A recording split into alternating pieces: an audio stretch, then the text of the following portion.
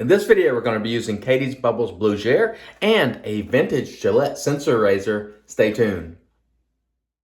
Hey there folks, and welcome back for another video. I'm your host CDB. Thanks so much for joining me today. I really appreciate it. And today I'm really excited about using these old school classics, or several old school brands or classics as I see it. The soap is really not a classic, but the brand is Katie's Bubbles. This is Blue Gel, and this is Blueberry Woody Fougere, or a Blueberry Woody Fougere, I would call it. Beautiful, beautiful scent on this soap. Let's smell it. Oh man, scent strength right at medium. If you could just imagine a blueberry fougere, and that's what this is. And I was first introduced to this soap by Doug Bear, the Barely Normal wet shaver, and I absolutely love this scent, so I had to get it. The cost on this is $20 for 4 ounces, or $5 an ounce on our cost chart there, which is in the pricey realm for a Katie's Bubble soap, but I love the scent, so I had to buy it. And I think this was originally a special edition soap for the East Coast Wet Shavers meetup or something like that, if I'm not mistaken. But really nice stuff. We'll show you the ingredients right there before we talk about the razor. And yes, today we're going to use a cart. It's been like 30 years since I've used one of these, or close to it. This one is the Gillette sensor from 1993, and it's been maybe since that time since I've used one of these. So we look forward to seeing how this goes today. And again, if you're one of those people that poo-poos carts, stop doing that. Stop doing that. A lot of new people sort of start in this hobby slow, and they pick a soap and a brush, and they continue to use the carts, and then later on maybe they'll progress to something else. But allow people to use what's enjoyable, and I'm telling you, I'm going to enjoy using this vintage sensor today, or at least I hope I will. Let's get started today. We have 24 hours of growth. You can see the salt there, I think. We're going to use a pre-shave today, the cube, which I'm trying to work down. The PAA cube, which you can see that I'm working down a little at a time. And I'm looking forward to seeing how this goes, because the last time I used a sensor, which was in the early 90s, I did not get great shaves. I used to get terrible shaves. So the question will be, was it the razor or was it me? And when I say me, not using traditional technique, not using a good quality shaving soap, not knowing how to shave and use 3 passes. So we're going to find out today. Was the sensor that used to give me those horrible shaves where when you go outside and you start sweating and your neck is burning and it's just horrible? Or was it technique and essentially not knowing how to do the 3-pass shave, not having a decent soap, not doing preparation? I believe it will be the latter. Of course, it's all about knowing how to shave, using good technique, using multiple passes. So another classic as I see it today, the Envy Shave 8-Ball, and this is made by Nathan Clark of Envy Shave. And as you can see there, we've got some good lather here in our Captain Choice bowl. This is beautiful. If you like blueberry, oh man, this is fantastic. And as you can see, we have a nice lather with the Katie's Bubbles. Now, I will say, some of these vegetal-based soaps, they start out on the airy side, or at least for me. And they do require a little more effort to get to that creamy consistency. They will lather easily, but they have a tendency to bubble up, or be a little airy at the start. And I just continue to work at it and slowly add water. And over time, it becomes beautiful like this. But some of the vegetable-based soaps do tend to, they will build volume very easily, but sometimes it'll be a little airy. But if you continue to work it, you'll get something similar to what I'm getting here, which is perfect for me. Good, well-hydrated lather, and I hope that comes across in the camera. It's not airy or bubbly or anything like that, but I do think generally some of these vegetable-based stuff sort of start off that way. And you have to work them a little bit more, or be careful how you add the hydration. The key is getting hydration in it. So let's see how it goes with our vintage sensor from 1993. These are very expensive on eBay these days. 2 blades. This one was from 93. I believe the sensor was introduced originally in 90, if I'm not mistaken. Feeling good so far. No problems there. So it doesn't feel bad. And again, I like to use these carts, especially the vintage ones, from time to time, just to see how the shave goes. Is it really about, needing certain equipment? I think it does help if you have certain equipment. Or is it more about your technique and learning to shave and not try to do it on one pass and not using a blade past its useful life? I think all of us used to do that, especially when we used these back in the day. I used the sensor quite a bit in the early 90s. And you would just use that blade well beyond a week and it just start feeling terrible. But now, armed with the knowledge and knowing how to shave and do multiple passes, knowing the way the beard grows and what my face will and won't tolerate, I'm guessing that today is going to be quite a nice, enjoyable shave. And the interesting thing so far on this one is I'm not getting that weird stickiness. What happens typically when you use some of these with that lubrication strip with a traditional soap is they start getting sticky, and you'll see it sort of strings coming from that lubrication strip, but none today so far, so that's cool. That's usually the only thing that annoys me about carts is that lubrication strip just is not necessary and it sort of gets in the way. But no problems with this one today. That feels pretty good, honestly. And again, I urge you, if you see someone in the community that's using a cart, just allow them to have fun using whatever they use. If they're using a brush and a soap, they're halfway there, so maybe they'll come the rest of the way down the road. So just give them a chance. Give them a chance. Oh, this is fun. Oh, by the way, let me make the announcement because I said I was going to drop the announcement in randomly. The winner of the First Line Shave, the weight set. And thank you, Michael Riley from First Line Shave for allowing us to give that away and to bring attention to PTSD. The winner, and when this came up, I couldn't believe it.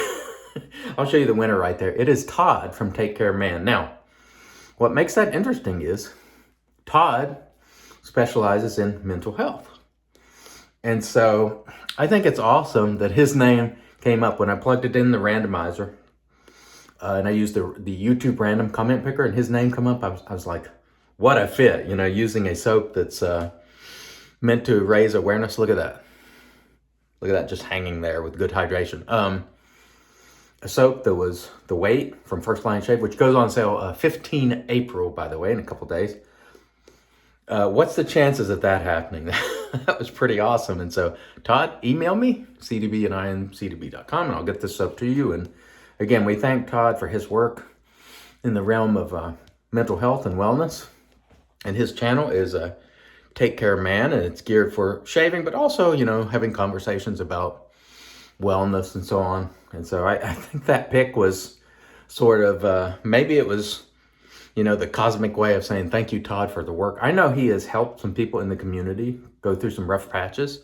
I think we all have. Sometimes we've tried to, give people counsel as best we can, but Todd has actually learned in that field and probably can offer more. And so thank you, Todd, for your work and your job and what you've done within the community as well. Just want to thank you. And I was glad that the random comment picker chose you because it's really a perfect pick for this particular soap, The Weight by First Line Shave. By the way, this smells great, this blue gel. I'm loving it. And also this Envy Shave brush. Was just talking to Nathan Clark from Envy Shave yesterday. And he doesn't do a lot of custom work or anything like that anymore. But I remember back in the day, Nathan Clark was a brush maker that at one point I made a video and people did not like it and they took it in an offensive, they took offense to it and I didn't mean it to be offensive. And what I said at the time was Nathan Clark didn't have a signature style. Like, in other words, if you see a wolf whisker brush, it's wolf whiskers. Or if you see some other style of brush, you'll know it's unique to that artisan. Nathan made so many different shapes in brushes. Like, he made everything. It could be something shaped like a chess piece. It could be something shaped like a bowling ball. It could be a classic shape. He did it all. And I would say in terms of having a variety of different shapes, I don't remember anyone ever having as much depth as he still makes brushes from time to time, but he's not actively in it day in, day out. But that guy made every sort of brush you could imagine. You can see that. See it just hanging there, that lather? That is full of hydration, but not so much so that it's dripping. That's good stuff. But anyway, we had a great conversation with Nathan yesterday, and just his attitude about making brushes it was really, really refreshing to have that conversation and just hear one of the guys that did it for a long time. And he's not interested in, fighting with other brush makers over handle styles and stuff. And we were talking about that, and he was like, I was just too busy to even worry about it. My goal was just to keep making those brushes and stay busy. And when I was doing the custom work, I was never not busy, so I didn't have time to be fighting with people publicly and so on. And so he was just like, for me, it's just about making the brushes and not getting involved in that kind of stuff. And I really appreciated that. So I hope, and Nathan, if you happen to see this, just know I appreciate you, and I hope you'll sometime return to more, normal brush making work. But he said, he was working his regular job, and then he was getting off at 5 p.m. and then he was making brushes into 3 a.m. at night. It was just, it really, when you work at that level, it will eventually affect you. And so he makes brushes now and then, but not regularly. And this brush right here is one that I've always loved, and you've seen me use it many times over the years, my Envy Shave 8-ball. And he is really a great guy with a great attitude, just like Chris from Katie's Bubbles, who makes this blue Gere soap. And again, this is just a beautiful, beautiful, unique scent. And I think that's one of the things that Chris from Katie's Bubbles is probably best known for. Is he every now and then he'll do a inspired scent or dupe, but he doesn't do it a ton. But his original scents, I think he's maybe, I appreciate his scenting ability, but I think a lot of people overlook it. And the soap quality still today is quite good. Again, I think in some cases, some of the vegetable-based soap, I don't know if this is full-on vegans, which is why I'm saying vegetable. But I think sometimes, they can come off a little airy at first. But if you work them, you get the hydration in them, you'll get it where you need to be. And I'm just going to stop here in the interest of not making it a super long video. I could work that in, even it out a little bit, but I'm going to stop right there. But this one smells great. I'm telling you right now, if you like blueberry, this is a no-brainer. It is not a, it doesn't smell like a blueberry Jolly Rancher or something like that. It's more of a natural blueberry with that sort of, if there is green, it's really slight. It's more, I would say, woody. But primarily, I get the sweetness of that blueberry with just a woody sort of vibe to it on the back end, and it is beautiful. It is slick. This sensor is effortlessly gliding with no problem, and honestly, it feels great. Even with the twin blades there, it's not really presenting any problem at all. And I think whenever I use these carts from time to time for a face shave, I realize that for me, and this is just my opinion, for my particular use case, the most important thing is to use multiple passes, use a good, well-hydrated soap, and for the technique to be on point. Less important is the razor, although I love, you know me, I love using straight razors and safety razors. I can still use these carts very effectively and very comfortably as long as I'm using the traditional style of shaving, which to me is what it's all about. That's why I like to call it traditional shaving as opposed to wet shaving, because I remember some years back, I was asking a friend, do you wet shave? And he was like, oh yeah, I've been wet shaving for 30 years. And I was like, oh, okay, what's your favorite razor? And he went like Gillette Mach 3 or something. I was like, come again? And then I realized that a lot of people think wet shaving is just using water as opposed to using like a electric razor where you don't often use water. So people don't know when you say wet shaving. So I like to say traditional shaving, which implies traditional gear and traditional technique. But more importantly for me, traditional technique. That's where it's at. Multiple passes, progressive rear beard reduction.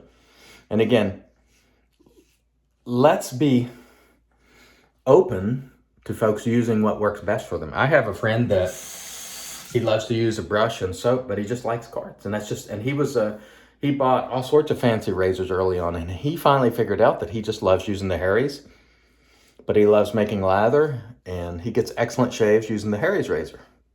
And that's just fine. He's still he's still supporting the traditional shaving economy, you know, buying the soaps and the brushes and aftershaves and fragrances. And so I say, let them, you know, and so many times in years past, and I was guilty of this too. I would just poo-poo, see someone post a card, and then, you know, if it was a friend, give them a hard time. And that's just the wrong way to go. I'm just telling you. Be welcoming, invite people in, and hopefully, even if they're just choosing the soap and the brush, there are good ways there. If they're using the traditional style, traditional technique, to me, you're a traditional shaver.